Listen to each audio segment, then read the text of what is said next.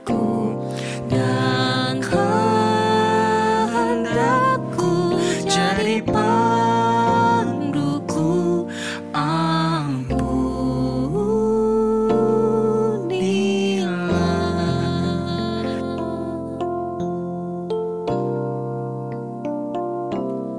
If I have wanted any soul today, if I have caused one foot to go astray, if I have walked in my willful way, dear Lord,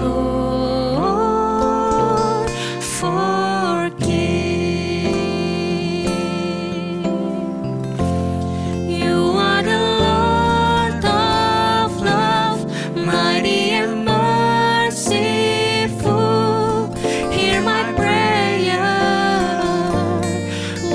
Forgive me, Lord. You are the Lord of love, mighty and merciful. I confess to you. Forgive me, Lord.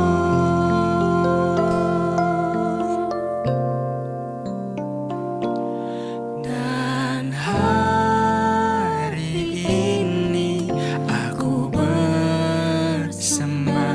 serta padamu, Bapa, berserah. Berikan daku kasih-Mu mesra. Amin, amin,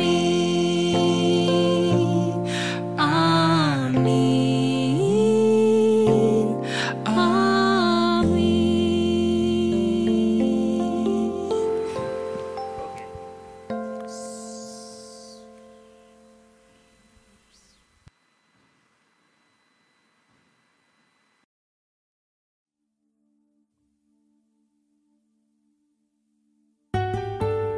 Tuhan, terima kasih karena anugerah-Mu yang begitu nyata buat kehidupan kami. Kiranya hanya Engkau, Tuhan, yang menyelidiki setiap hati kami. Terima kasih, Yesus.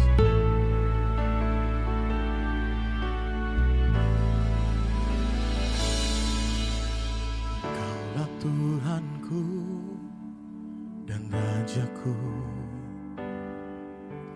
Engkau terang dambaan jiwaku. Tiada yang seperti-Mu di bumi dan di surga. Hanya Kau, Tuhan, yang ku cinta. Oh Tuhan, selidikilah, jagalah hatiku. Apakah aku masih setia kepadamu? Oh Tuhan, tolong hamba merindukan-Mu selalu, mengasihi-Mu, pribadi yang agung.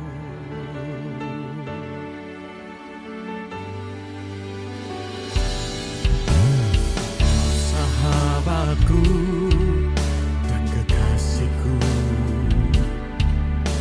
tiada kata yang dapat ungkapkan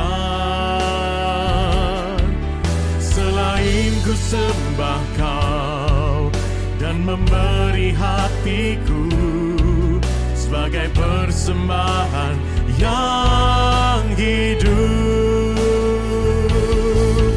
Oh Tuhan, selidikilah, jagalah hatiku. Apakah aku masih setia kepadamu? Oh Tuhan, tolong hamba merindukan-Mu selalu, mengasihi-Mu, pribadi yang agung.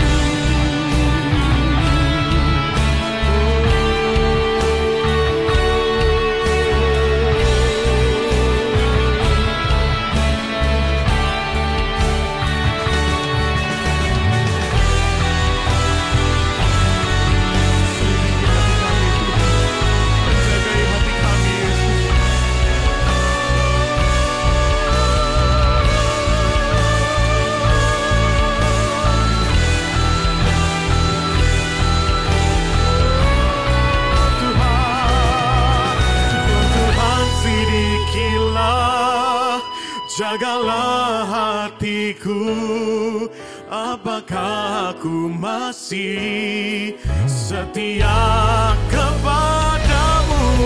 Oh Tuhan, tolong hamba merindukanmu selalu, mengasihimu pribadi yang agung, mengasihimu pribadi yang agung, pribadi yang agung.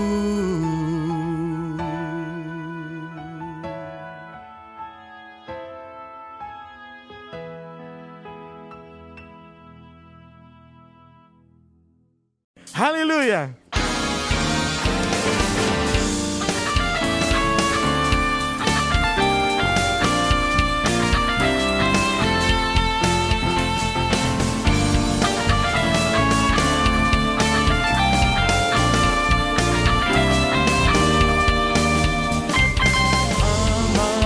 Senang dan bahagia, sandar pada lengan yang kekal.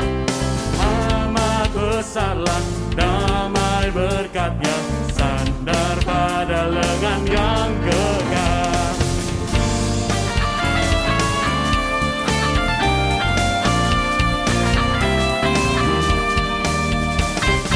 Sungguhlah indah jalan musafir, sandar pada lengan yang kekal. Terang dan cerah langkah jalanku, sandar pada lengan yang kekal. Sandar, sandar, ku aman tiada bahaya. Sandar, sandar, sandar pada lengan yang kekal.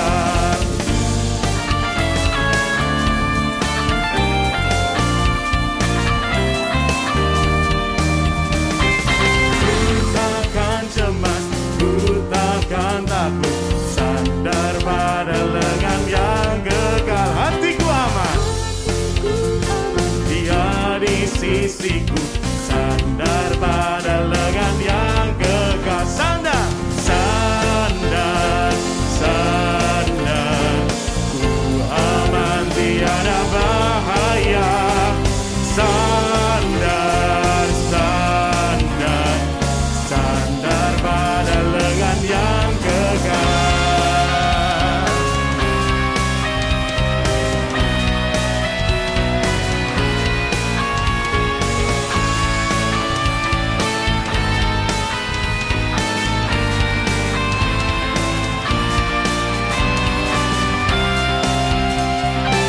Mari kita semua bersandar.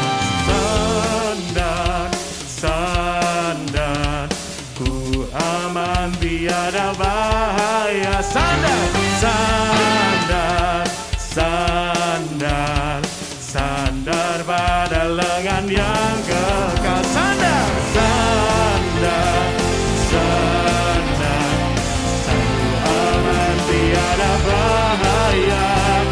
Sandar, oh sandar, sandar pada lengan yang kekal.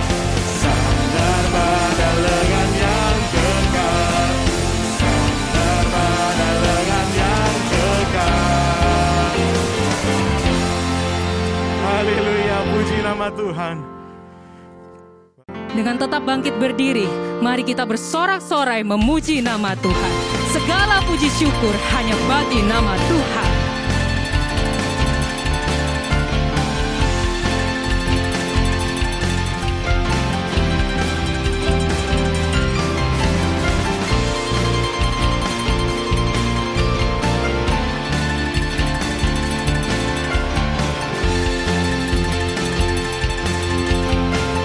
Mari kita pujikan segala puji syukur.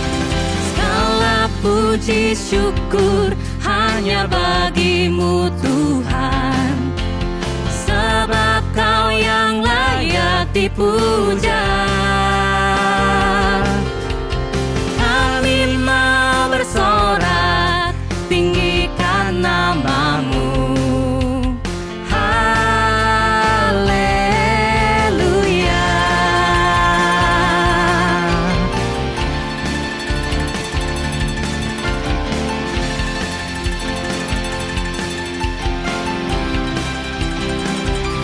puji syukur. Segala puji syukur hanya bagimu Tuhan, sebab Kau yang layak dipuja. Kami mau bersorak, tinggikan nama-Mu.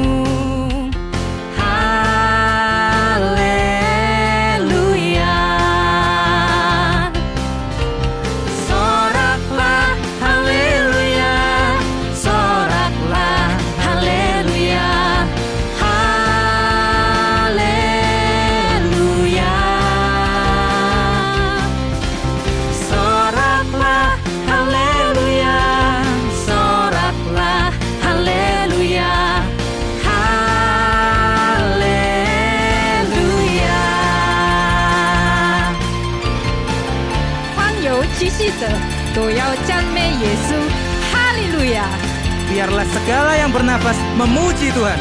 Haleluya.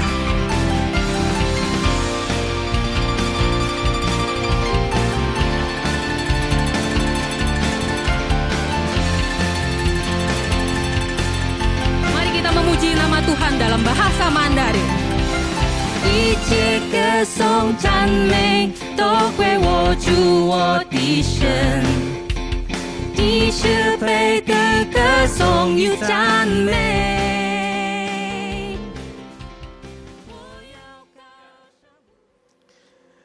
Shalom jemaat yang dikasihi Tuhan dimanapun Anda berada.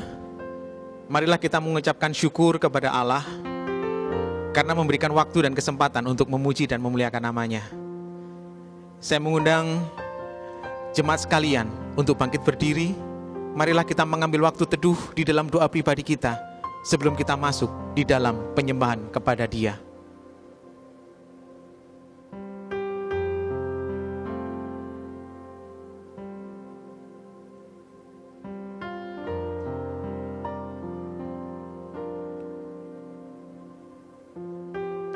Jemaat yang terkasih, marilah kita mengarahkan hati kita kepada Allah Tritunggal yang menciptakan, menebus, dan memelihara hidup kita. Marilah kita menyembah Dia dengan sebuah keyakinan bahwa pertolongan kita ialah datang dari Allah, pencipta langit dan bumi. Dia adalah Tuhan yang tidak pernah meninggalkan pekerjaan tangannya buat kita. Kiranya turun atas kita berkat dan damai sejahtera yang menyempurnakan ibadah kita yang dibuka di dalam nama Allah Bapa, Putra, dan Roh Kudus. Amin. Jemaat dipersilakan duduk kembali. Shalom saudara-saudaraku yang terkasih. Saya mengajak setiap kita untuk meresponi kasih Tuhan yang demikian besar. Dia rela mati dan Dia bangkit bagi kita semua. Berikan pujian yang terbaik kepada Tuhan kita.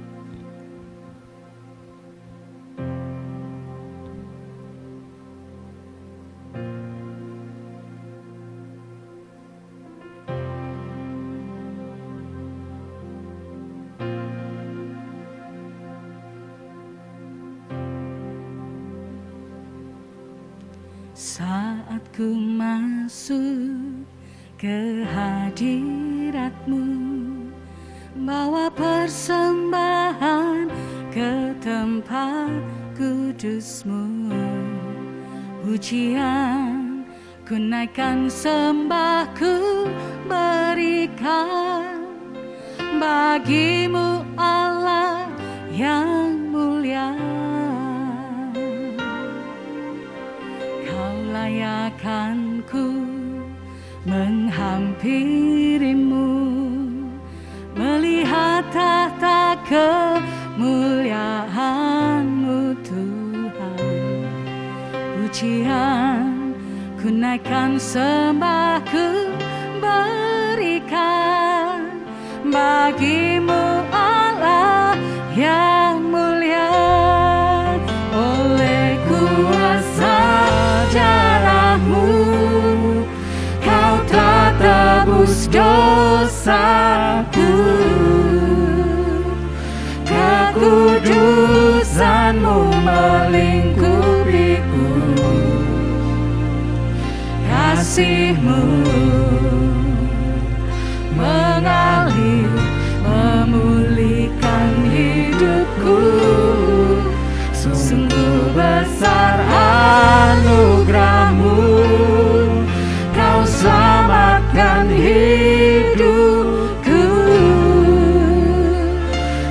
menjadi ciptaan yang baru oleh kuasa darah-Mu.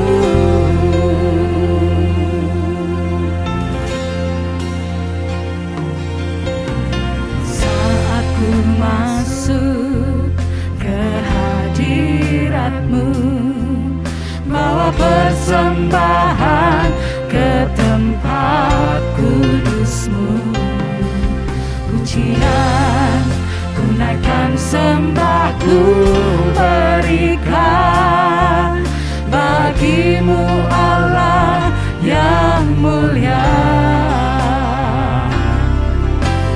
Kau layakan ku menghampiri-Mu, melihat tata kemuliaan-Mu Tuhan. Pujian ku naikkan, sembah ku berikan bagi-Mu Allah yang mulia.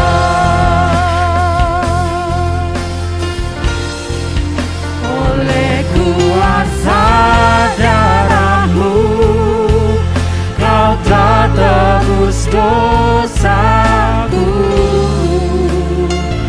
kekudusan-Mu melingkupiku, kasih-Mu mengalir memulihkan hidupku. Sesungguh besar anugerah-Mu, Kau selamatkan hidupku.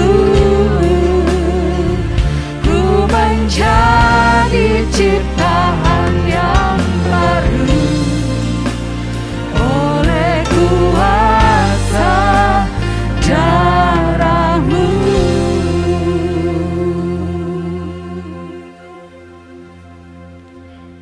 Saudara dipersilakan untuk mengakui segala dosa dan kesalahan secara pribadi kepada Tuhan.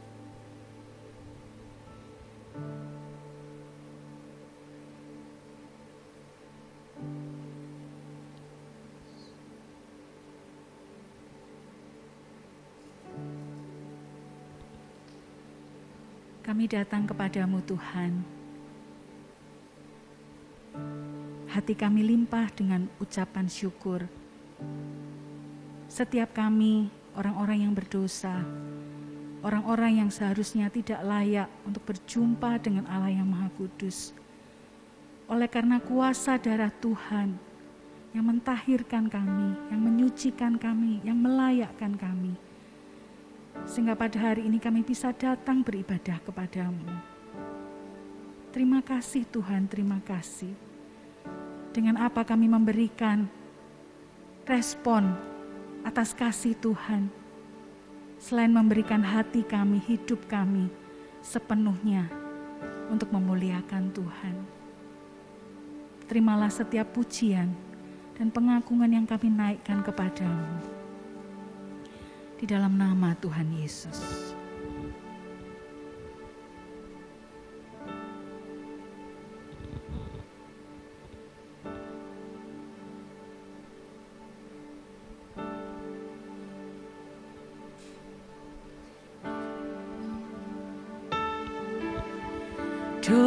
Dosaku telah ditebus hanya oleh darah Yesus. Ku dapat hidup baru hanya oleh darah Yesus. Kulihat pengampunan Hanya oleh darah Yesus. Terima kasih Tuhan. Hatiku disucikan Hanya oleh darah Yesus. Hanya oleh darah Yesus. Dengan iman bersama bersama-sama. Oh, darah yang kudus, darahnya menebus jiwaku, ditebus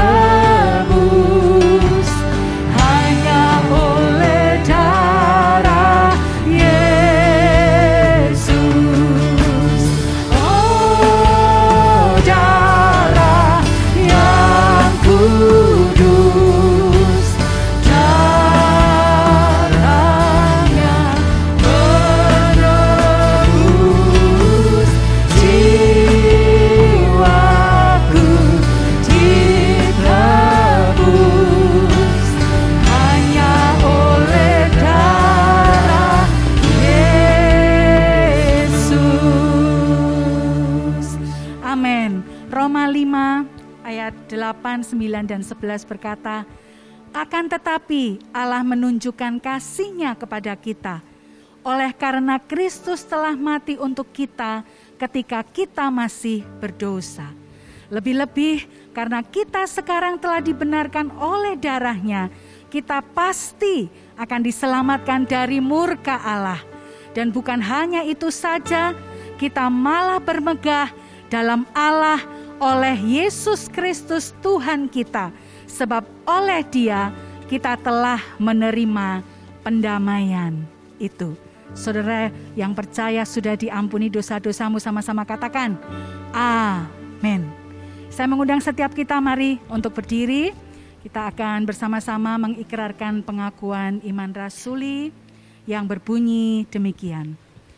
Aku percaya kepada Allah, Bapa yang Maha Kuasa, Khalik langit dan bumi, dan kepada Yesus Kristus, Anak-Nya yang tunggal Tuhan kita, yang dikandung dari Roh Kudus, lahir dari anak darah Maria, yang menderita sengsara di bawah pemerintahan Pontius Pilatus, disalibkan, mati dan dikuburkan, turun ke dalam kerajaan maut. Pada hari yang ketiga, bangkit pula dari antara orang mati, naik ke surga, duduk di sebelah kanan Allah, Bapa yang Maha Kuasa, dan dari sana Ia akan datang untuk menghakimi orang yang hidup dan yang mati.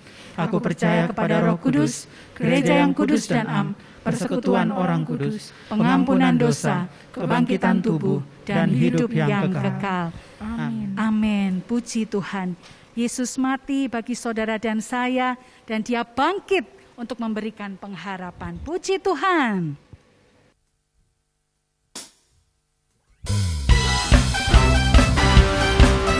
Biarlah setiap kita bersuka cita, bersorak-sorai atas karya Tuhan di dalam hidup kita.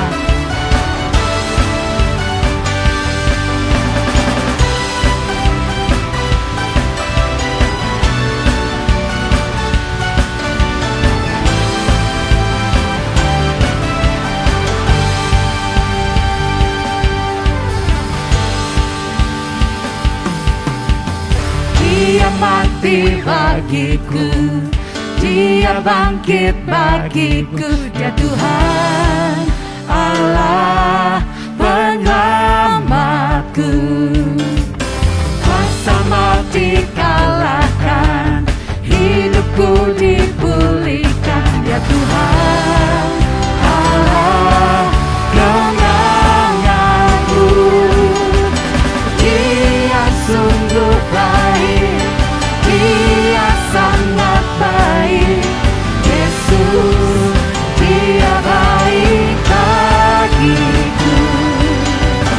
Dia sungguh baik, Dia sangat baik, Yesus, Dia baik bagiku.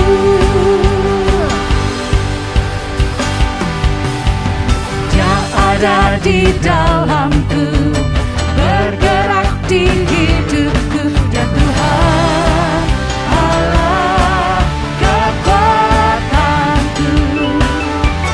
Dia memenuhi hatiku dengan kuasa kasih-Nya, Dia Tuhan Allah kemenanganku. Katakan kepada Tuhan, Dia sungguh baik,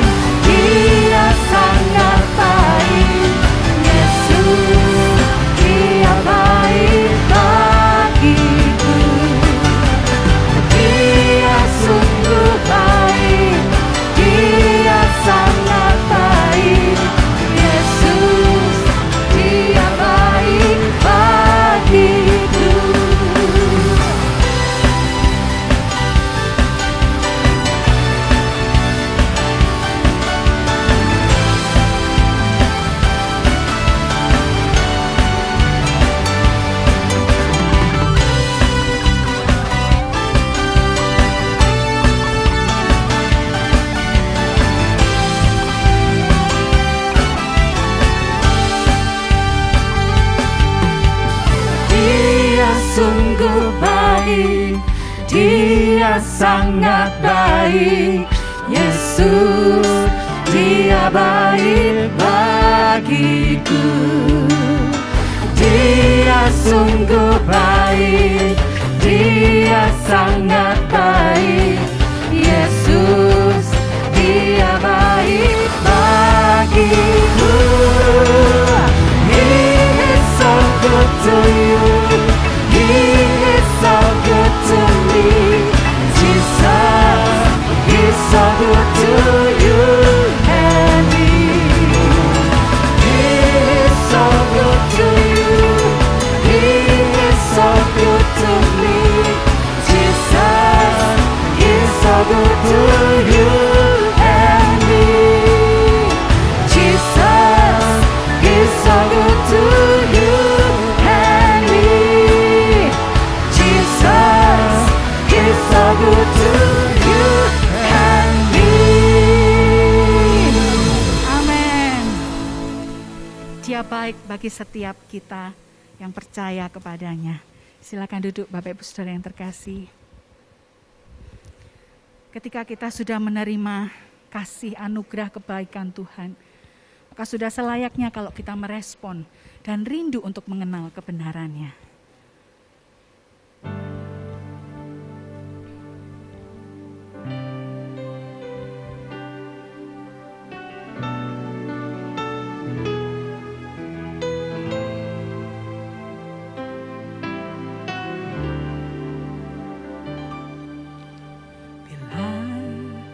Ku buka mataku dan lihat wajah-Mu, ku terkagum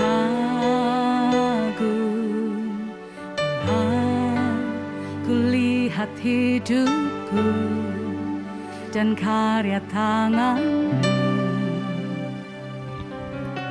Ku tersanjung karena semua yang baik dalam hidupku, itulah karya-Mu. Kau beri kesempatan yang baru, dan ku ingin mengenal-Mu Tuhan lebih dalam dari semua yang ku kenal. Tiada kasih yang melebihi-Mu. Ku ada untuk menjadi penyembah-Mu.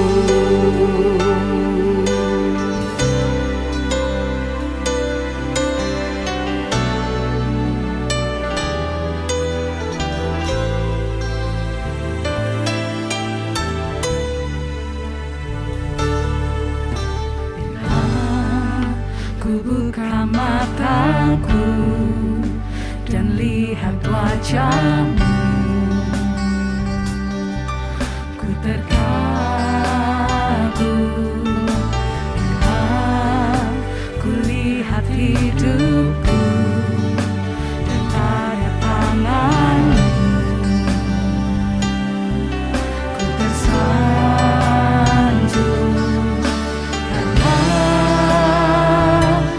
semua yang baik dalam hidupku,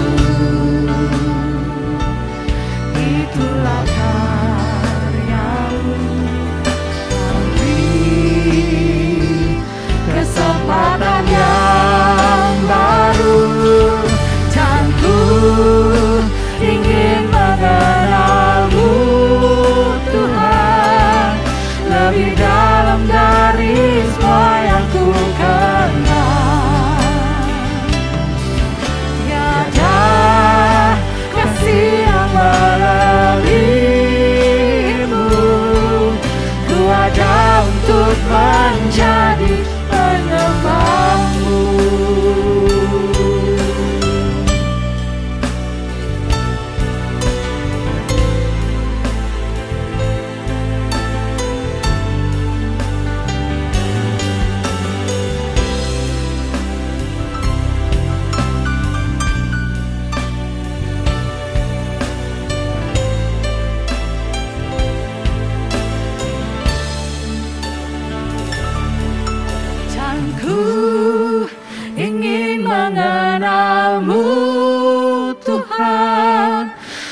lebih dalam dari semua yang ku kenal. Tiada kasih yang melebihimu. Ku ada untuk menjadi penyembahmu. Dan ku ingin mengenalmu Tuhan, lebih dalam dari semua yang ku kenal. Tiada kasih yang melebihimu. Ku ada untuk menjadi, ku ada untuk menjadi, ku ada untuk menjadi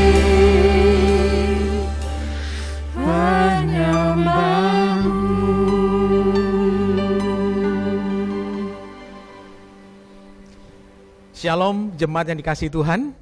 Hari ini kita akan belajar tentang sebuah topik berkaitan dengan kasih Kristiani kita kepada setiap orang. Sebelum kita belajar kebenaran firman Tuhan, mari kita memohon pertolongan Tuhan, mari kita berdoa. Bapa di dalam surga, terima kasih kesempatan yang indah bagi kami untuk boleh belajar tentang bagaimana kami harus mengasihi saudara seiman kami, ataupun orang-orang yang memusuhi kami. Ini menjadi tantangan tersendiri karena kami adalah manusia yang dikuasai oleh dosa, dendam, kedengkian, hawa nafsu.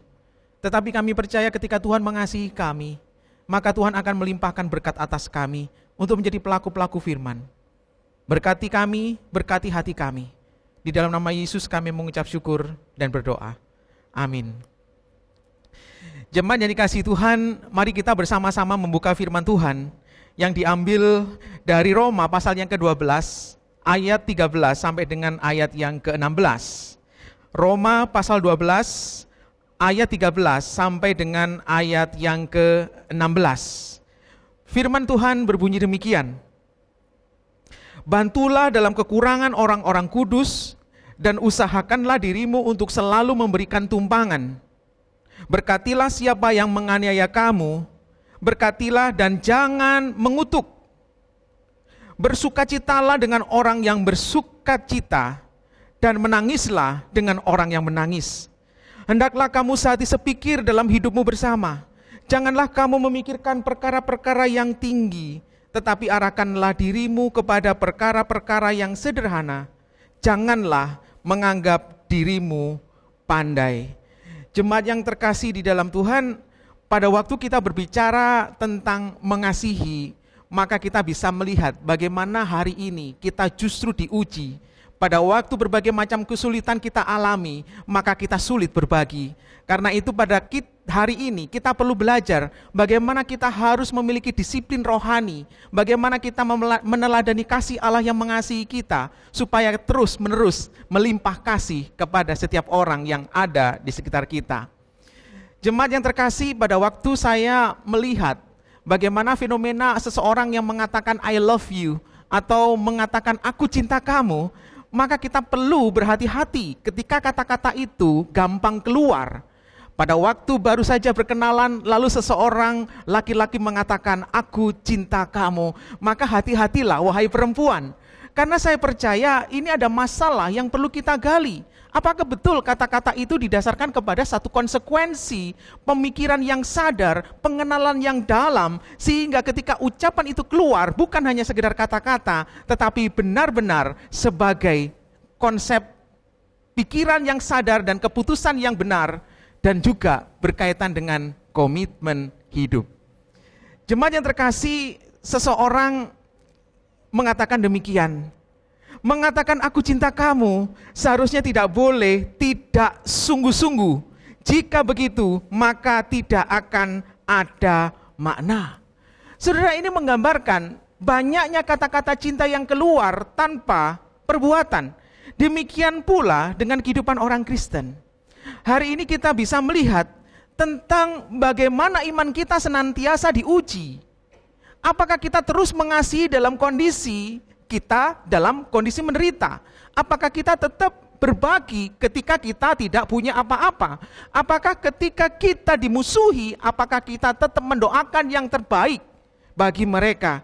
Saudara, bagaimana kita harus menguji kasih Kristiani kita? Maka di dalam firman Tuhan itu sangat jelas memberikan 4 nasihat. Bagaimana kita harus belajar untuk memberikan bantuan, berinisiatif untuk menolong sesama. Kemudian bagaimana kita belajar mengampuni tetapi juga memberikan berkat bagi mereka. Lalu bagaimana kita juga berempati atas kehidupan mereka. Dan seterusnya kita bisa belajar tentang bagaimana kehidupan Kristiani adalah kehidupan yang menunjukkan kesatuan di dalam menerima satu anggota dengan anggota yang lain. Jemaat yang terkasih, mari kita belajar dari pernyataan Paulus yang ada di dalam ayat yang ke-13, berbunyi demikian.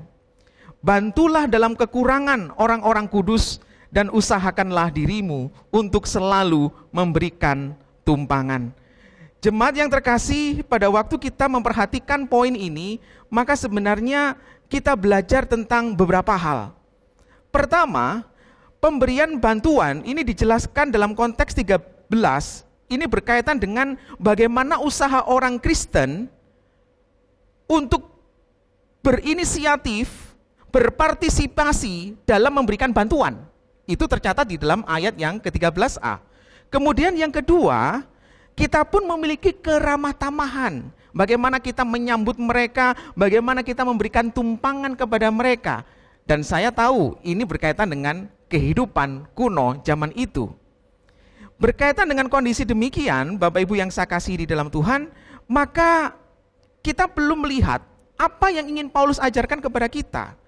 Paulus menyerukan agar orang-orang Kristen mempraktikkan kasih dan perhatian satu sama lain. Di sana kata yang dipakai adalah koinonia. Koinonia adalah ungkapan yang seringkali menggambarkan tentang sebuah persekutuan. Tetapi persekutuan yang dimaksud di sini bukan hanya sekedar orang-orang Kristen diajak untuk bersekutu dalam sebuah komunitas, bukan hanya sekedar itu. Tetapi yang dimaksud oleh Paulus dengan istilah koinonia di sini adalah berkaitan dengan mempraktikkan perhatian, dengan memberikan bantuan, sehingga orang-orang Kristen yang mampu mendukung yang kurang mampu.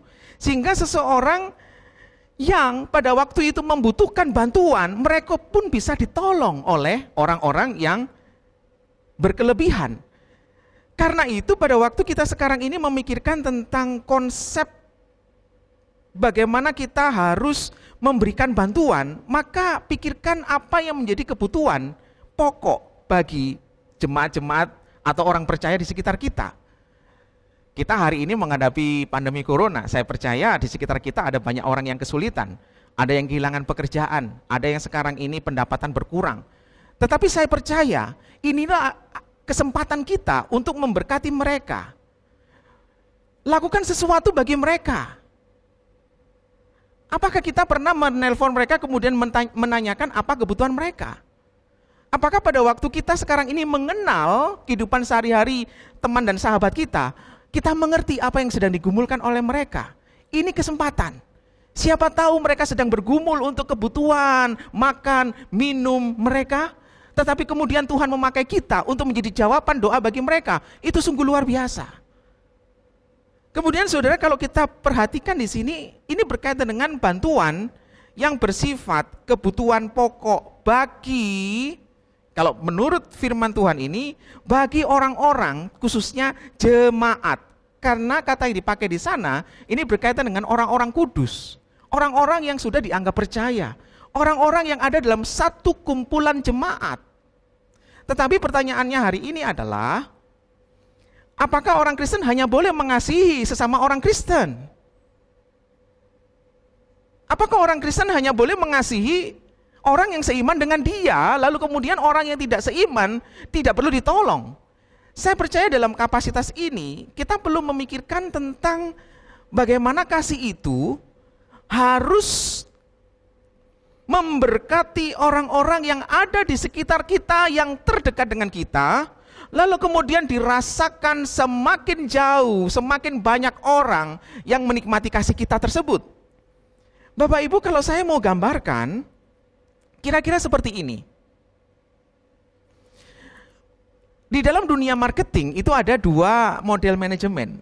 Yang satunya adalah manajemen semprot, yang satunya adalah manajemen gelombang air. Manajemen semprot ini, saudara, kita bisa perhatikan, kalau kita memiliki taman yang luas, lalu kemudian untuk menyiram daerah yang agak jauh, maka dengan kekuatan air di selang disemprotkan memancar ke sana. Saya percaya, tanaman yang jauh pun akan memiliki kebutuhan air yang terpenuhi. Tetapi bagaimana dengan lingkungan sekitar? Apakah mereka memiliki kebutuhan air yang terpenuhi? Saya pikir belum tentu. Karena manajemen semprot ini lebih kebanyakan mengarah kepada orang-orang yang jauh. Dalam kehidupan orang Kristen, masih ada orang-orang Kristen yang lebih memikirkan orang-orang yang jauh di sana, tetapi tidak pernah memikirkan orang-orang yang dipercayakan Tuhan di sekitarnya. Berkat Tuhan, ini harus dinikmati oleh orang terdekat, kemudian semakin jauh, semakin besar jumlahnya, sehingga semakin banyak orang yang menikmati kasih Allah melalui kita. Dan ini seperti halnya manajemen gelombang air. Bapak Ibu bayangkan ketika dalam air yang tenang, mungkin dalam sebuah kolam, kemudian Bapak Ibu menurunkan batu. Ketika gelombang itu memercik di mana tempat batu itu jatuh, maka gelombangnya semakin menyebar, semakin menyebar, semakin menyebar. Saya percaya ketika kita dituntut Tuhan untuk memberikan bantuan, untuk ambil bagian di dalam kebutuhan-kebutuhan jasmani, khususnya kebutuhan pokok orang-orang di sekitar kita, maka harusnya kita pikirkan, bukan masalah engkau Kristen atau bukan, tetapi setiap orang yang Tuhan percayakan di sekitar kita, maka mereka menjadi target kasih kita, kasih mereka, mulai dari yang terdekat, kemudian biarlah kasih-Mu merambah orang-orang yang lebih jauh. Jemaat yang terkasih di dalam Tuhan, ini menjadi sebuah tuntutan kita sebagai orang Kristen. Kebutuhan ini adalah kebutuhan material, tentu saja. Baik ini berbicara tentang makanan, berbicara tentang pakaian atau tempat tinggal. Oleh karena itu, panggilan orang percaya dalam persekutuan adalah berbagi, termasuk kebutuhan pokok dengan orang-orang yang kurang mampu.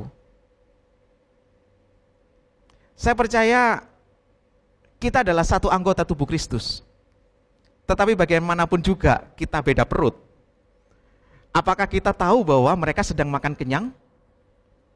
Apakah hanya kita yang ingin menikmati kenikmatan hidup dari berkat Tuhan secara jasmania? Saya pikir itu adalah bukan sebuah kasih. Kemudian marilah kita pikirkan bahwa penafsir juga berpendapat bahwa Paulus ini sedang mengajarkan sebuah kasih juga, ya, tentang mengasihi dari orang-orang terdekat, kemudian mengalir semakin jauh. Paulus memberikan teladan itu kepada kita. Kalau kita lihat di dalam pasal yang ke-15 sampai ayat yang ke-30 sampai 33, kita tahu bahwa Paulus pada waktu itu sedang meminta sumbangan bagi orang-orang percaya yang mampu, khususnya akan diberikan kepada jemaat yang di Yerusalem. Nah, ini adalah kasih dari seseorang yang jauh kepada kawannya yang jauh. Orang-orang percaya yang ada di Roma kemudian diperuntukkan bagi orang-orang yang ada di Yerusalem. Saya pikir ini adalah jenis kasih. Intinya adalah bagaimana kita harus melihat tentang dimensi kasih dari orang terdekat kemudian melingkupi orang yang terjauh. Saya percaya pada waktu kita hari ini mengalami kondisi yang sulit karena masa pandemi, berbagi ini bukan sebuah pilihan, tetapi sebuah panggilan sekaligus cermin karakter kerohanian. Saya ulangi. Berbagi bukan sekedar pilihan, tetapi sebuah panggilan sekaligus cermin karakter kerohanian. Pada waktu kita ini sulit berbagi, Bapak Ibu, maka biasanya ada berbagai macam alasan yang ada dalam pikiran dan hati kita. Ada banyak kekhawatiran-kekhawatiran yang menguasai kita. Ada berbagai macam pertimbangan-pertimbangan sehingga kita sulit sekali untuk memberi. Oleh karena itu, seseorang yang betapa sulitnya dia memberi, maka betapa dia adalah orang yang semakin dikuasai oleh ketakutannya, oleh hawa nafsunya, dan berbagai macam hal yang tidak rohani. Saya percaya dia adalah orang yang tidak pernah mengagumi kasih Tuhan yang sudah menebus dia. Sehingga kasih Tuhan itu tidak menggugah hatinya untuk melihat orang-orang lain, melihat jiwa-jiwa lain yang ada di sekitarnya untuk diberkati melalui kesaksiannya ataupun melalui berkat jasmani dari dia. Karena itu saudara terkasih, kita perlu melihat tentang bagaimana kita harus memikirkan karakter kita di hadapan Tuhan. Pada waktu kita dalam kondisi sulit, jangan sampai ada terlalu banyak alasan sehingga kita tidak bisa berbagi. Itu artinya kita adalah orang yang tidak pernah mengandalkan Tuhan. Karena saya percaya tidak ada orang yang menjadi miskin ketika dia berbagi kepada sesamanya. Tetapi kita percaya pada waktu kita berbagi, siapa tahu kita adalah alat Tuhan untuk memberkati orang-orang di sekitar kita. Pada waktu kita melihat diri kita, maka cobalah, apakah kita ini sebagai orang Kristen spons?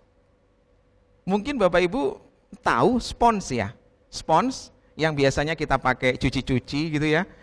Biasanya alat ini adalah alat yang menyimpan air.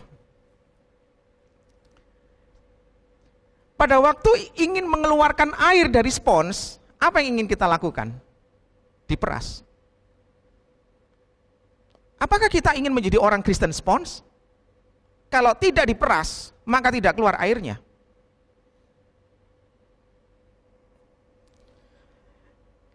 Karena itu pada waktu kita melihat kondisi demikian, maka lihatlah kondisi ini adalah kondisi yang sangat mendesak.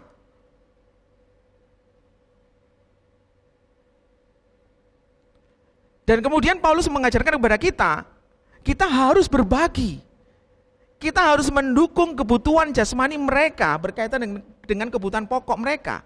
Tetapi kita pun juga diajarkan bagaimana kita harus memiliki karakter keramah tamahan. Keramah tamahan ini tentu saja berkaitan dengan bagaimana pada zaman kuno seringkali pemberita Injil pergi ke berbagai tempat, mereka tidak membawa bekal cukup. Biarlah orang-orang yang ada di sana memberikan tumpangan, membantu dan menolong mereka. Saya percaya ini menjadi sebuah permasalahan yang pada waktu itu memang sungguh-sungguh dibutuhkan. Apalagi pada waktu orang Kristen, khususnya berlatar belakang Yahudi, pada zaman Kaisar Claudius diusir dari Roma, selama 5 tahun kemudian mereka kembali ke kota Roma, maka kondisi gereja sudah berubah sama sekali. Sebelum meninggalkan Roma, jemaat Kristen ini masih bersatu antara latar belakang Yahudi ataupun non-Yahudi. Ketika orang-orang Yahudi diusir oleh Kaisar Claudius, kemudian 5 tahun selanjutnya kembali, maka gereja betul-betul berubah warna. Mayoritas mereka adalah orang-orang berlatar belakang non-Yahudi dengan berbagai macam budaya yang berbeda dengan kehidupan orang Yahudi yang masih taat, dan ada beberapa di antara mereka memegang hukum Taurat. Sehingga ketika mereka ada di kota Roma, maka perpecahan tidak mungkin terhindarkan. Dari sisi inilah, maka justru selain Paulus menasihatkan supaya mereka ini bisa bersatu di dalam tubuh Kristus, tanpa latar belakang apakah engkau orang Yahudi atau bukan, tetapi mereka yang menjadi pendatang itu harusnya disambut dengan ramah tamah di sana. Saudara yang terkasih, kalau kita mau perhatikan istilah yang dipakai untuk ramah tamahan itu menarik. Di sana dikatakan dalam sebuah arti bahwa kejarlah keramah tamahan. Artinya ini bukan sesuatu yang pasif, mereka datang kemudian kita terima. Bukan.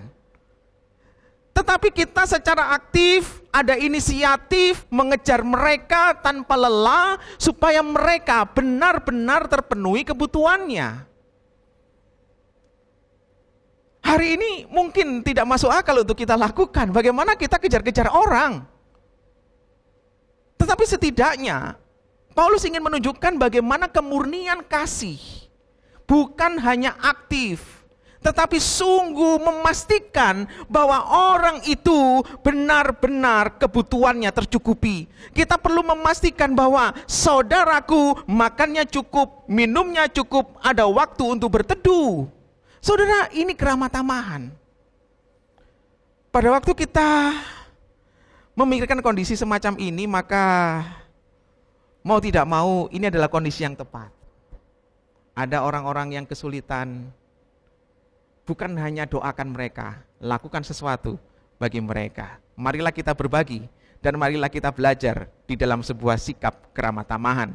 Kemudian yang kedua, Paulus menasihatkan kita, selain bukti kasih adalah mau berbagi, di dalam ayat yang ke-14 kita diajar bagaimana kita memberkati musuh. Dalam konteks pembicaraan ini, Bapak Ibu, agaknya sedikit beralih.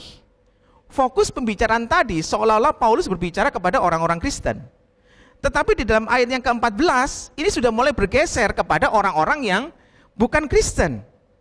Saya percaya ini bukan tanpa alasan. Karena pada waktu itu ada penganiayaan yang dialami oleh orang Kristen.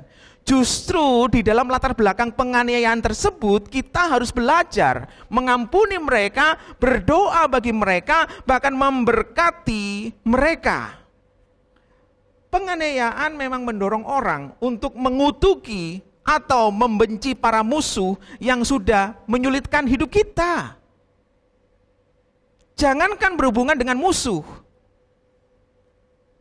orang yang mensiksa kendaraan kita saja langsung kita kutuki, betul apa benar? Diberkatilah engkau yang sudah membuat aku kaget. Nggak mungkin. Apalagi dia adalah orang yang sudah merenggut kebebasan kita. Orang yang sudah menganiaya kita tanpa kita berbuat salah, hanya karena iman yang berbeda.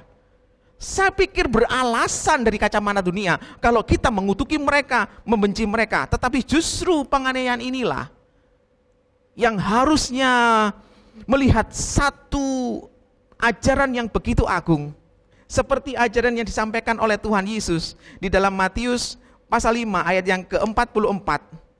Kasihilah musuhmu dan berdoalah bagi mereka yang menganiaya kamu.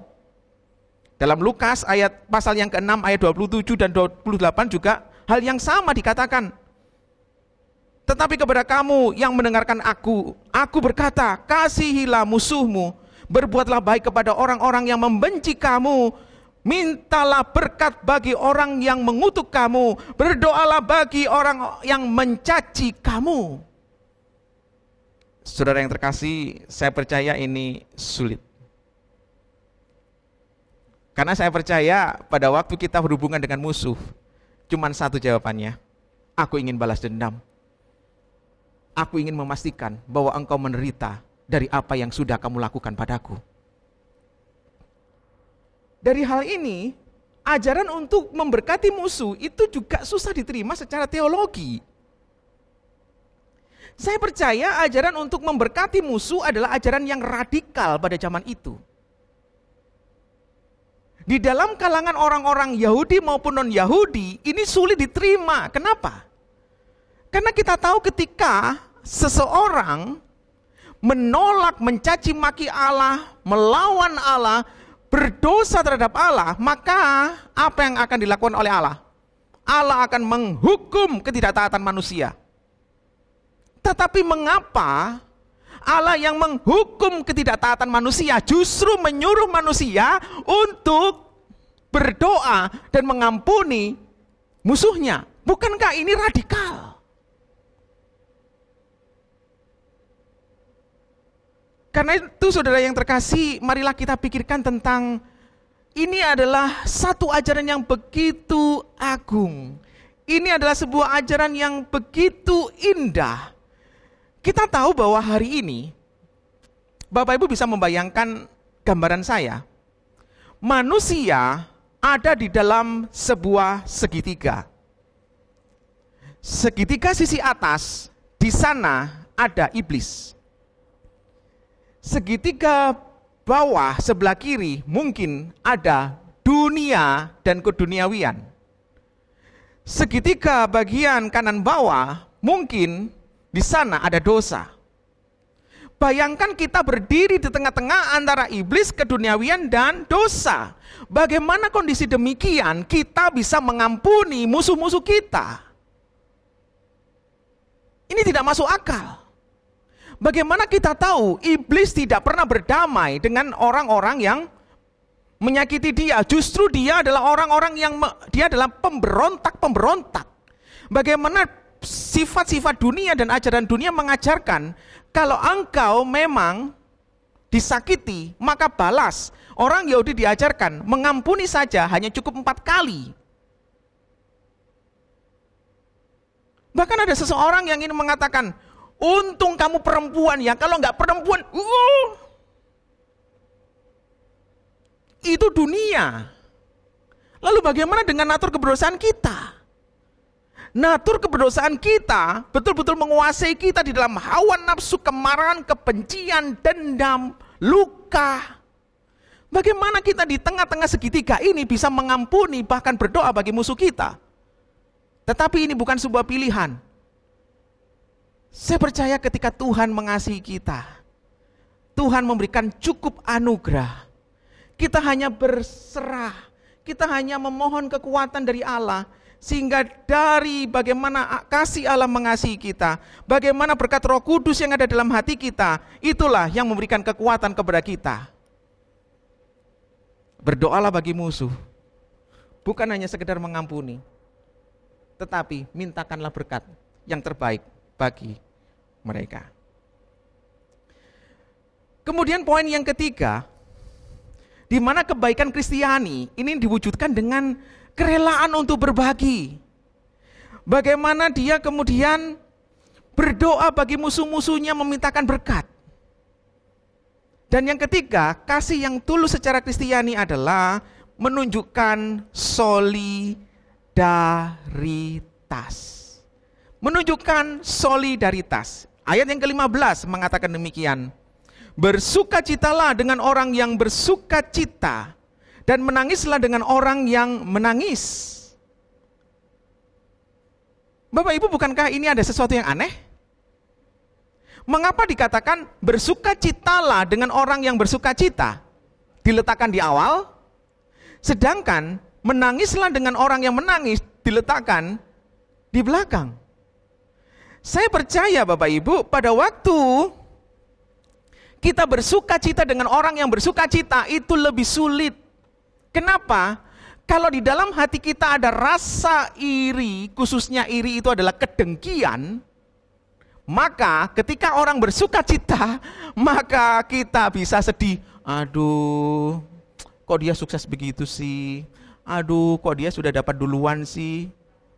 Aduh. Nah, sehingga natur keberdosaan kita membuat kita justru sulit sekali bersukacita bersama-sama dengan orang yang bersukacita. Kasih yang tulus tidak akan merespon sukacita saudara seiman dengan iri hati atau kepahitan, tetapi akan memasuki sukacita yang sama dengan sepenuh hati.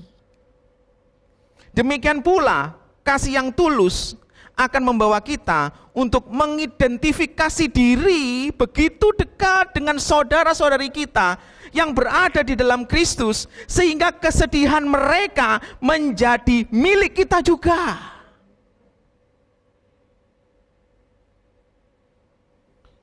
Inilah solidaritas. Maka yang muncul di sini bukan hanya sekedar rasa empati menurut saya. Mungkin perlu kita lihat sedikit Bapak Ibu. Kita mengenal istilah simpati. Simpati mungkin digambarkan dengan seseorang yang merasa kasihan. Kemudian ada orang yang memiliki rasa empati Empati itu artinya adalah dia merasakan apa yang dirasakan oleh orang lain.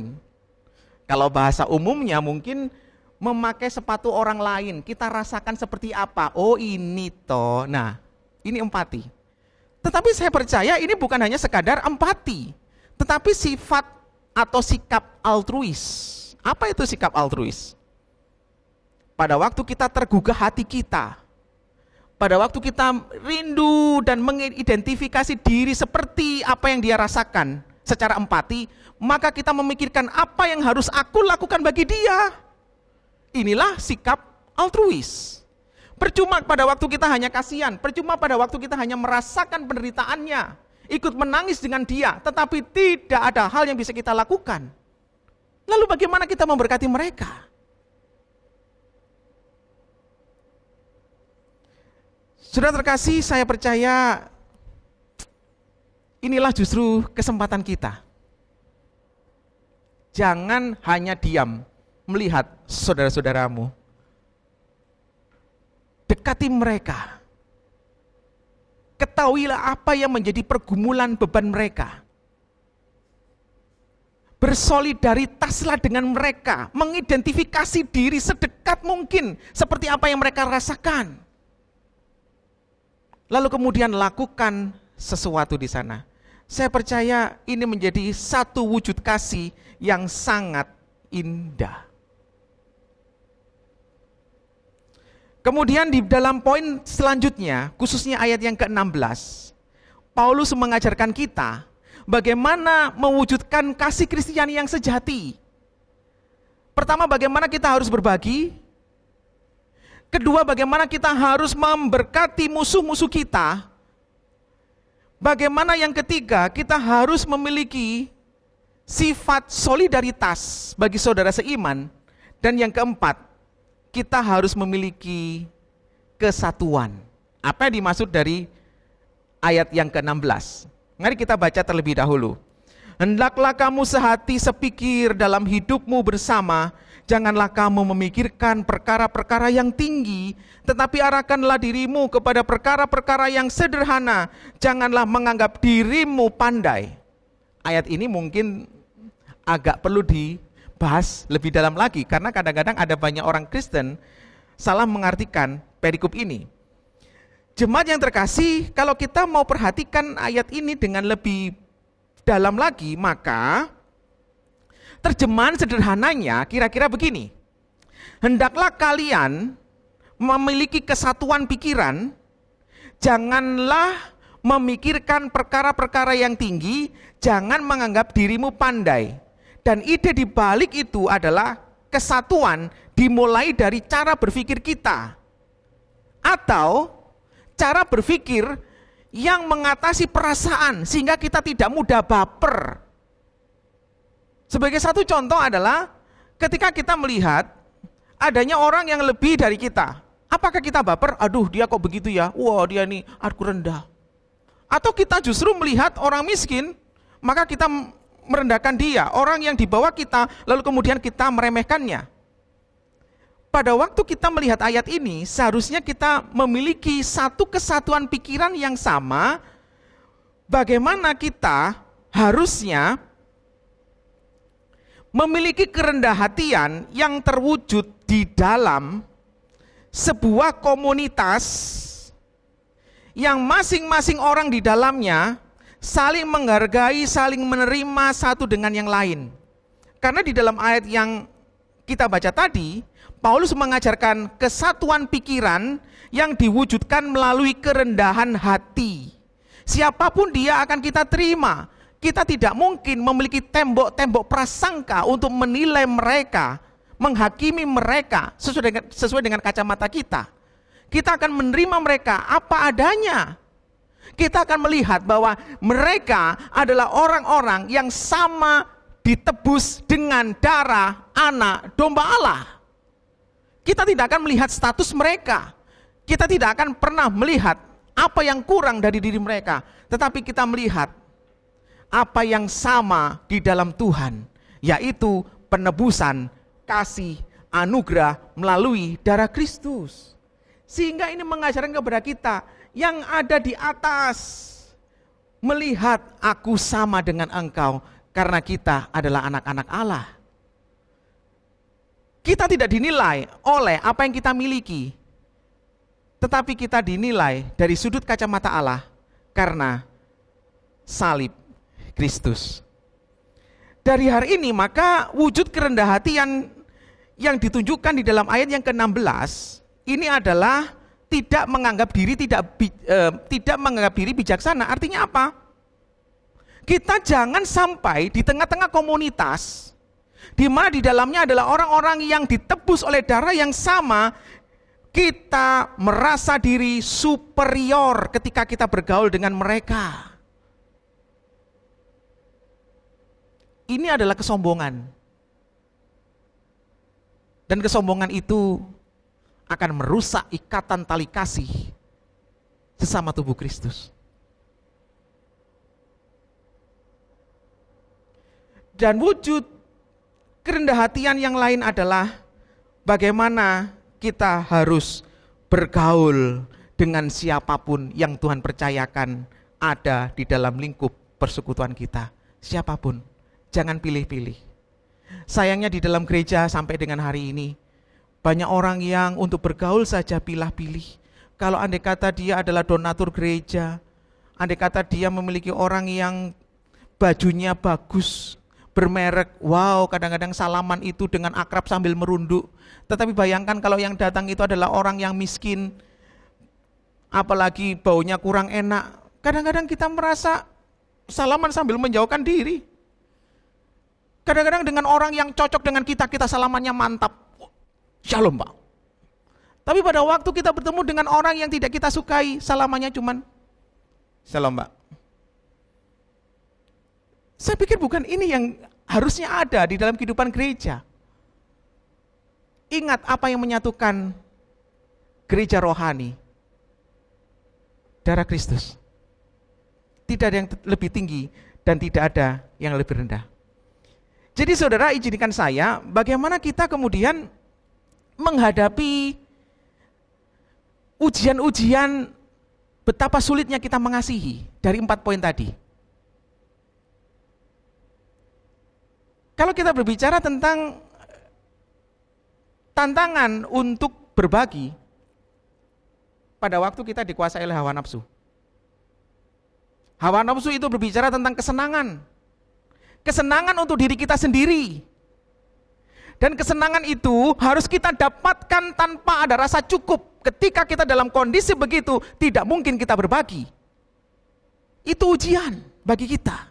Apakah kita dikuasai oleh hawa nafsu atau kasih? Pada waktu kita menghadapi tantangan kasih yang kedua, yaitu untuk mengampuni musuh kita dan justru berdoa meminta berkat Allah kepada dia. Apa tantangan kita? Kemarahan, dendam, sulitnya mengampuni. Bagaimana kita tidak bisa move on dari dosa-dosa kita yang betul-betul ingin memperlakukan sama terhadap orang-orang yang sudah menyakiti kita. Itu adalah penghalang dan ujian. Yang ketiga, bagaimana kita bisa memiliki sikap-sikap solidaritas. Karena kita kecenderungannya adalah memandang muka. Kita selalu menilai orang dari sisi jasmani. Itu tantangan kita. Lalu bagaimana ketika kita sekarang ini untuk mengatasi masalah memandang muka? Maka kita harus melihat bagaimana sebenarnya kita kurang menyadari kasih Kristus itu bukan hanya untuk kita saja. Kasih Allah itu diberikan bagi setiap orang yang percaya kepadanya dan sama rata di hadapan Allah. Kita tidak bisa melihat kasih itu. Nah, lalu apa yang kita lakukan setelah kita tahu ujian kasih-kasih itu apa? Maka apa yang kita lakukan? Saudara, yang pertama, alangkah baiknya kalau kita memiliki disiplin rohani. Disiplin rohani ini tidak mudah. Bayangkan ketika ada tanaman, lalu kemudian tanaman itu adalah tanaman yang bukan jenis tanaman yang bisa tumbuh karena memiliki batang yang kuat, bukan. Tetapi tanaman yang menjalar. Bagaimana tanaman yang menjalar itu bisa naik ke atas? Dengan menggunakan terali tentu saja. Terali. Terali ini semacam tongkat-tongkat yang ditempatkan di tanaman menjalar, sehingga tanaman menjalar kemudian bisa melilit, lalu kemudian dia naik ke atas. Disiplin rohani itu adalah terali kita. Saya percaya tidak mudah. Tetapi apakah kita memiliki hati untuk berdisiplin rohani, mengalahkan semua ujian-ujian yang membuat kita tidak bisa mengasihi sesama? Dan yang kedua, saya ingin menggambarkan tentang bagaimana seseorang yang sudah terbiasa di dalam dunia pertanian. Seorang petani, tentu saja ketika dia merawat tanamannya, bukan hanya dipupuk, bukan hanya disediakan air, tetapi dia harus menguasai dan mengerti jenis hama apa saja yang seringkali mengganggu tanaman itu untuk bertumbuh. Selain itu, seorang petani harus tahu bagaimana mengantisipasi atau membereskan hama tersebut. Pada waktu kita sekarang ini sadar dengan kelemahan-kelemahan kita, maka kiranya ini kesempatan kita kenali kelemahan kita, lalu kemudian carilah obatnya. Karena tanpa introspeksi tidak mungkin kita mengenali kelemahan kita.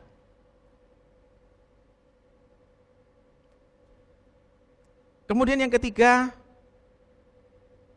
supaya kita memiliki kasih kepada sesama, maka kita perlu belajar untuk meneladani kasih Allah. Bagaimana cara kita meneladani kasih Allah? Pertama, cobalah lihat bagaimana Allah mengasihi kita. Apakah Allah mengasihi kita dengan melihat batasan-batasan? Kalau kamu baik, aku akan mengasihi engkau. Kalau kamu tidak berdosa, aku akan mengasihi engkau. Kalau kamu rutin beribadah dan melayani, aku akan memberkati engkau.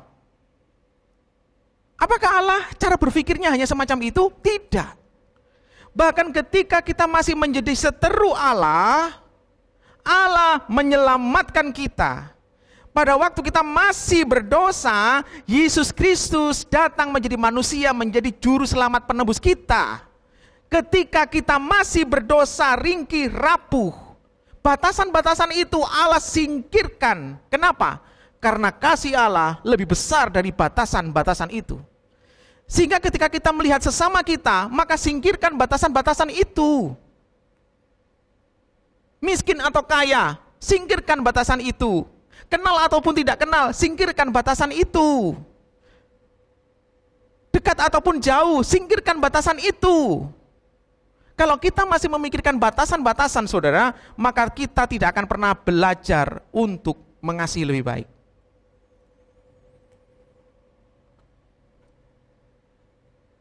Mengasihi Allah juga berbicara tentang bagaimana cara kita mengasihi sesama kita seperti kita mengasihi diri kita sendiri. Bukankah kita ingin diperlakukan baik oleh orang lain? Bukankah kita sendiri pun ingin memperlakukan yang terbaik untuk diri sendiri? Tetapi untuk kasih, lakukanlah yang terbaik bagi mereka pula. Saya percaya ini menjadi sebuah tantangan bagi kita dalam kondisi yang sangat sulit. Tetapi anggaplah ini sebagai sebuah kehormatan. Di tengah-tengah keterbatasan, kasih adalah sebuah panggilan. Kasih adalah bagaimana kita membagi anugerah Tuhan yang sudah kita alami. Kita berikan dan kita salurkan kepada setiap orang di sekitar kita. Kiranya Tuhan Yesus memberkati kita. Mari kita berdoa. Bapa di dalam surga, terima kasih untuk kesempatan ini. Ada berbagai macam alasan ketika kami tidak mampu untuk mengasihi. Tetapi ketika kami melihat kasih Allah atas kami, maka tidak ada alasan lagi kami tidak mengasihi setiap orang yang Tuhan percayakan berada di sekitar kami. Mulai orang-orang yang terdekat, sampai dengan orang-orang yang bisa kami jangkau semampu kami. Kiranya semakin banyak orang yang bisa menikmati dan mengalami kasih Allah melalui hidup dan kasih kami. Berikan kepekaan hati, berikan kami kepedulian, berikan kami kasih, sehingga kami hidup tidak mementingkan diri sendiri. Karena ada orang-orang yang menderita di sekitar kami, yang belum tentu kami ketahui. Tapi kiranya kami mencari mereka, kami mendekati mereka. Bukan hanya berdoa bagi mereka, tapi kami melakukan sesuatu, bahkan kebutuhan jasmani mereka. Kami sangat rapuh, karena kami manusia berdosa. Dan kami membutuhkan anugerah Tuhan untuk boleh meneladani bagaimana Kristus mengasihi kami. Supaya kami menjadi pelaku-pelaku firman, untuk menjadi berkat bagi banyak orang, dan nama-Mu dimuliakan. Di dalam nama Yesus Kristus, kami mengucap syukur dan berdoa. Amin.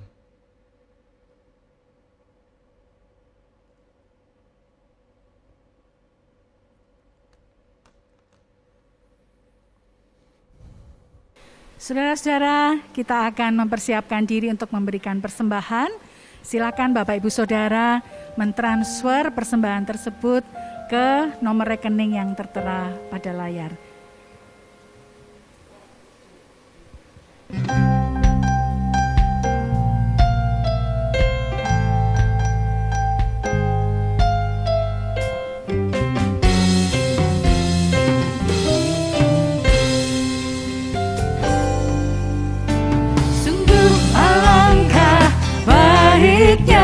Sungguh alangkah indahnya bila saudara semua hidup rukun bersama. Sungguh alangkah baiknya, sungguh alangkah indahnya bila saudara semua hidup rukun bersama. Seperti minyak di kepala Harun yang kejanggut dan jubahnya turun, seperti embun yang dari Hermon mengalir ke bukit Sion. Sebab kesanalah Allah memerintah agar berkat-berkat-Nya tercurah, serta memberikan anugerah untuk selama-lamanya.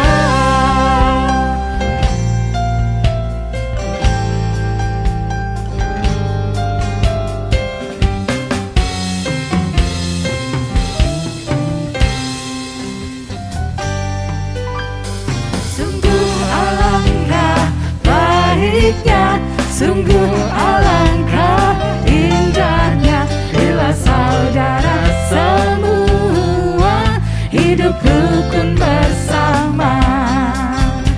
Sungguh alangkah baiknya, sungguh alangkah indahnya bila saudara semua hidup rukun bersama.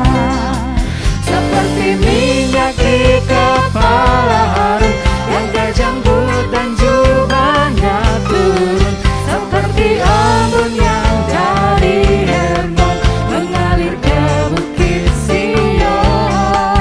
Sebab kesanalah Allah memerintah agar berkat-berkat-Nya curah, serta memberikan anugerah hidup selama-lamanya, serta memberikan anugerah hidup selama-lamanya, serta memberikan anugerah hidup selama-lamanya.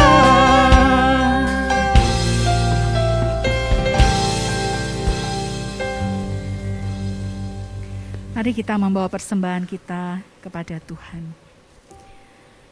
Tuhan, terima kasih kami sudah diberikan kesempatan untuk membawa persembahan kami kepada Tuhan. Kiranya semua yang kami persembahkan ini dapat dikelola dengan bijaksana untuk mendukung pekerjaan Tuhan, mengabarkan kabar baik kerajaan surga, kerajaan Tuhan di dunia ini. Dan saat ini kami juga berdoa Tuhan untuk beberapa pokok doa syafaat. Yang pertama, kami bersehati berdoa untuk persiapan para penata layan gereja-gereja di seluruh dunia dalam memperingati hari kematian dan kebangkitan Tuhan Yesus Kristus yang jatuh pada awal bulan April. Kami memohon hikmat Tuhan supaya apa yang dipersiapkan, direncanakan, semuanya nanti bisa terlaksana dengan baik, dan peringatan kematian dan kebangkitan Tuhan ini sungguh boleh membawa jemaat-Mu untuk bisa memaknai arti kematian dan kebangkitan Tuhan Yesus dan tetap memiliki pengharapan sekalipun di tengah kondisi yang saat ini mungkin secara manusia tidak baik, kondisi pandemi. Setiap umat-Mu kiranya tetap fokus memandang salib Tuhan, memandang kubur yang kosong bahwa ada pengharapan di sana. Yang kedua, Tuhan, kami juga mendukung para saudara-saudara kami, yaitu para penatua Reform Exodus Community dalam menjalankan penata layanan. Kiranya Tuhan senantiasa memberikan kesehatan, hikmat, dan kemampuan kepada para penatua. Kiranya mereka juga diberikan kemampuan untuk bisa membagi waktu dengan baik antara pelayanan, pekerjaan, dan juga keluarga, serta menjadi berkat dimanapun mereka berada. Dan yang terakhir Tuhan, kami terus memohon pertolongan Tuhan untuk renovasi gereja REK yang di Nginden. Kami juga memohon supaya setiap kami umat-Mu diberikan kesehatan dan juga kemampuan bagi setiap umat yang Tuhan memberikan pekerjaan. Nah, kiranya pekerjaan ini, melalui pekerjaan ini kami bisa mengelola dengan baik. Sebagian pendapatan yang kami peroleh dari pekerjaan ini kami juga rela, karena ini semua juga dari Tuhan, kami rela untuk mempersembahkannya bersama-sama untuk mendukung renovasi REK Nginden ini, sehingga kebutuhan yang diperlukan dalam hal dana bisa tercukupi dan juga semuanya bisa terpenuhi.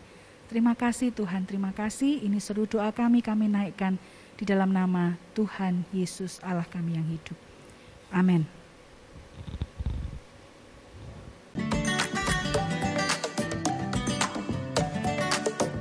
Shalom jemaat yang diberkati oleh Tuhan. Senang sekali Anda bergabung kembali dalam tele ibadah REK. This is our church, this is our home. Kami mengucapkan selamat datang bagi Anda yang baru bergabung hari ini. REK adalah gereja yang tepat bagi Anda yang peduli dengan care, teaching, dan mission.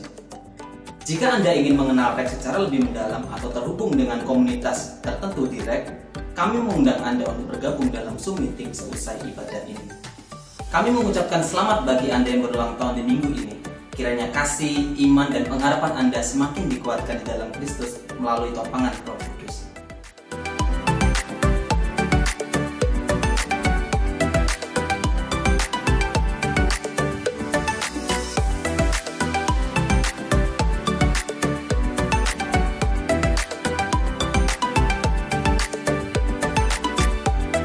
Mari luangkan beberapa menit untuk mendoakan dan mengucapkan selamat kepada jemaat REK yang akan berulang tahun minggu depan.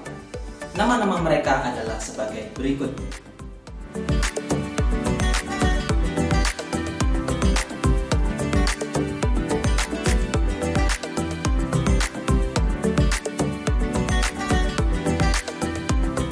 Bergabunglah bersama discipleship group di setiap gereja lokal. Catat hari dan waktunya. Di tengah pandemi ini, mari kita bersama-sama bersekutu dan bertumbuh dengan sesama. Teman-teman muda, ayo bergabung dalam persekutuan online remaja dan pemuda.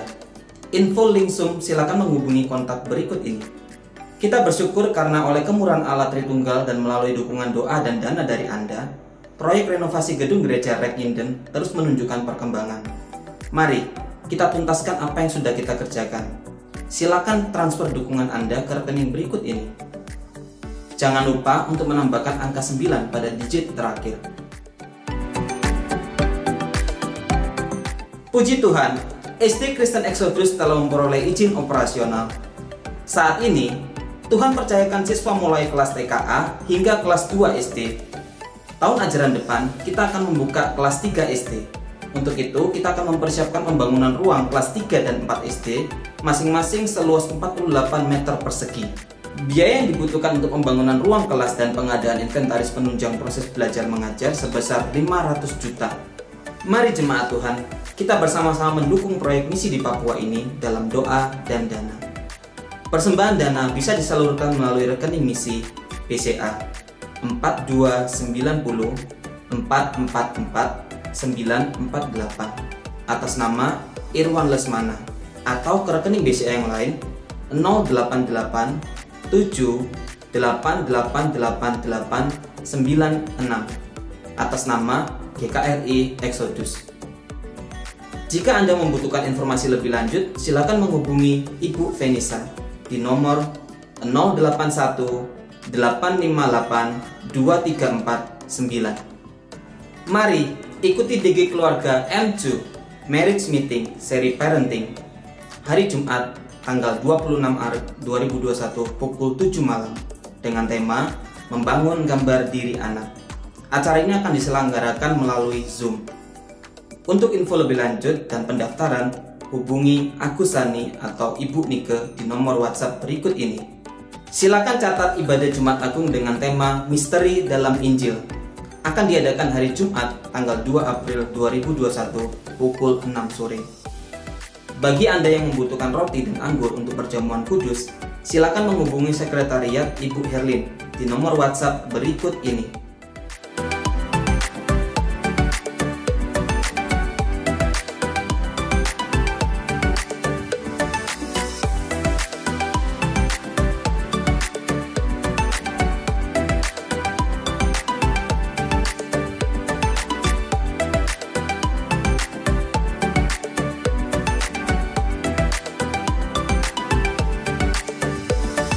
Demikianlah informasi untuk minggu ini. Stay safe, stay healthy, God bless you, and see you next week.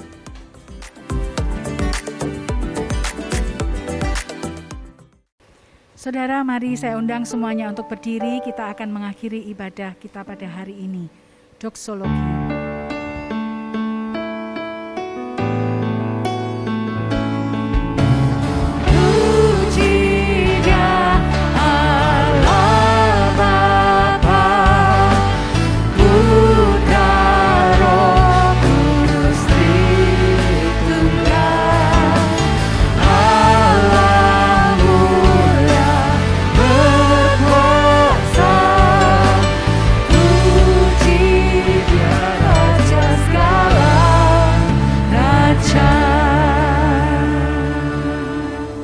Jemaat yang dikasihi Tuhan, kita sudah diberkati oleh firman-Nya. Marilah kita menjadi pelaku-pelaku firman untuk memuliakan nama Tuhan. Dan terimalah berkat Tuhan. Kiranya Allah Bapa memberkati dan melindungi engkau dengan berkat jasmani maupun rohani. Kiranya Yesus Kristus menyinari engkau dengan wajah-Nya dan memberikan kasih karunia keselamatan surgawi. Dan kiranya Allah Roh Kudus menghadapkan wajah-Nya kepadamu dan memberikan damai sejahtera yang akan mengiring engkau mulai saat ini hingga Maranatha Yesus datang yang kedua kali. Dan terimalah semua berkat-berkat itu hanya di dalam nama Yesus Kristus. Amin. Jemaat dipersilakan duduk kembali. Silakan ambil waktu teduh. Ibadah selesai. Tuhan Yesus memberkati kita semua.